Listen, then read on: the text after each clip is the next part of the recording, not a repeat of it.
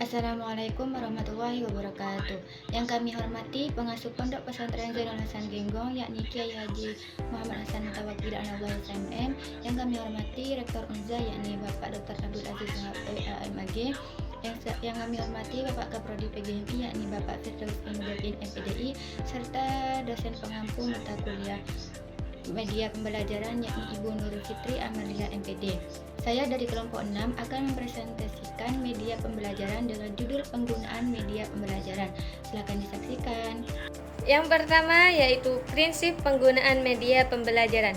Prinsip penggunaan media pembelajaran adalah aturan atau pedoman yang perlu diperhatikan guru dalam memilih, menggunakan, dan mengevaluasi media agar proses belajar mengajar berjalan efektif.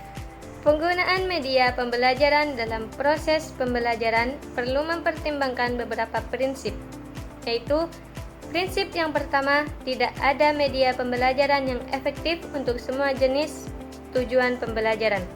Setiap media pembelajaran memiliki kelebihan dan keterbatasannya masing-masing.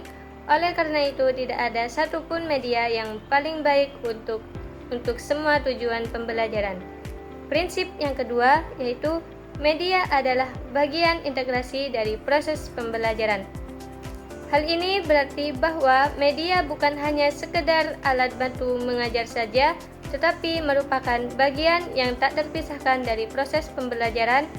Penetapan suatu media haruslah sesuai dengan komponen lainnya dalam penerapan pembelajaran. Nah, untuk yang selanjutnya itu adalah pola pembelajaran media, yang dimana pola pembelajaran bermedia itu adalah suatu bentuk pembelajaran yang menekankan pada permanfaatan media pembelajaran sebagai sarana utama untuk menyampaikan pesan atau materi dari guru kepada peserta didik. Nah, menurut Morris, ada 5 pola dasar pembelajaran yang dapat diorganisasikan. Nah, yang pertama itu adalah pola pembelajaran tradisional, yang dimana itu pola pertama merupakan pola tradisional dalam bentuk tatap muka guru dengan siswa. Nah, yang kedua itu adalah pola pembelajaran tradisional guru dengan media, yang dimana itu pola kedua merupakan guru dengan alat bantu untuk membantu kegiatan pembelajaran. Nah, yang ketiga itu adalah pola pembelajaran guru dan media, yang dimana itu guru tidak hanya menyampaikan pelajaran, tetapi juga merancang, menilai, dan menyeleksi media pembelajaran yang sesuai dengan peserta didik. Nah, yang keempat itu adalah pola pembelajaran bermedia, yang dimana pola keempat ini meliputi penggunaan sistem instruksional lengkap yang hanya terdiri dari pembelajaran bermedia, di mana itu guru tidak berperan langsung dalam proses pembelajaran. Nah, yang kelima itu ada pola pembelajaran kombinasi, yang dimana ini pola kombinasi merupakan gabungan dari pola kesatuan sampai keempat. Nah, yang ketiga, langkah-langkah atau strategi penggunaan media pembelajaran. Media pembelajaran yang telah dipilih agar dapat digunakan secara efektif dan efisien, maka perlu menempuh langkah-langkah secara sistematis.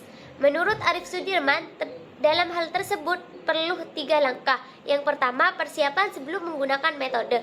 Kegiatan ini dilakukan oleh seorang guru sebelum mengajar dengan menggunakan media pembelajaran. Dalam hal tersebut, kegiatan persiapan ini perlu melakukan langkah-langkah. Di antaranya yang A, membuat rencana pelaksanaan pembelajaran sebagaimana akan mengajar seperti biasanya. Seperti biasanya, guru membuat RPP, yaitu rencana pelaksanaan pembelajaran.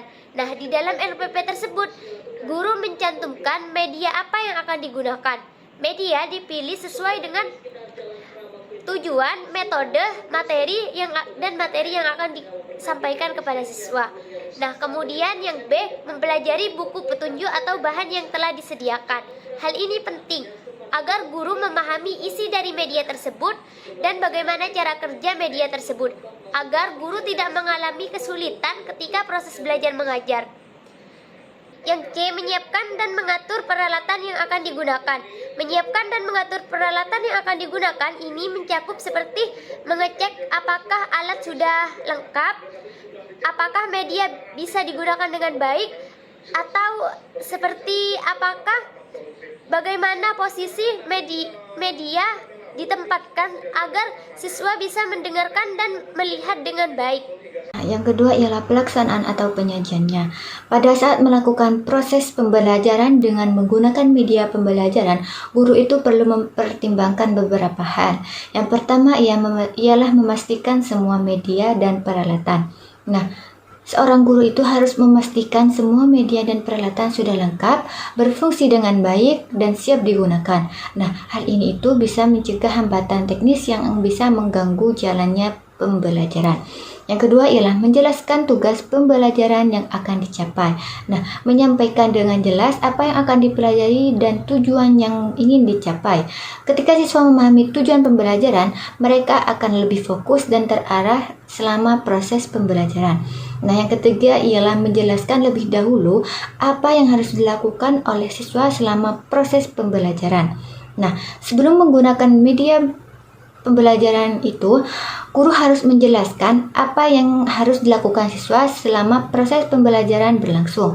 Nah, misalnya itu, apakah mereka harus mencatat, memastikan video, atau mengisi lembar kerja atau berdiskusi setelah menonton media tertentu.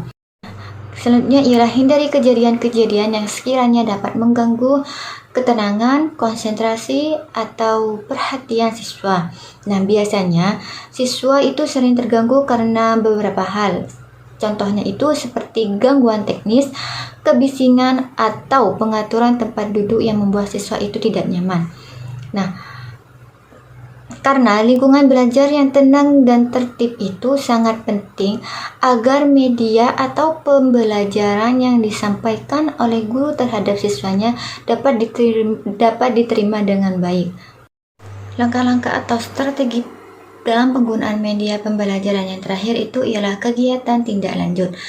Kegiatan ini perlu dilakukan untuk memantapkan pemahaman siswa terhadap materi yang telah disampaikan dengan menggunakan media. Nah, kegiatan ini dimaksudkan untuk mengukur efektivitas pembelajaran yang telah dilakukan. Biasanya kegiatan untuk mengukur efektivitas pembelajaran itu seperti diskusi, eksperimen, observasi, latihan, dan juga tes. Langkah-langkah yang saya sebutkan itu adalah strategi penggunaan media secara umum.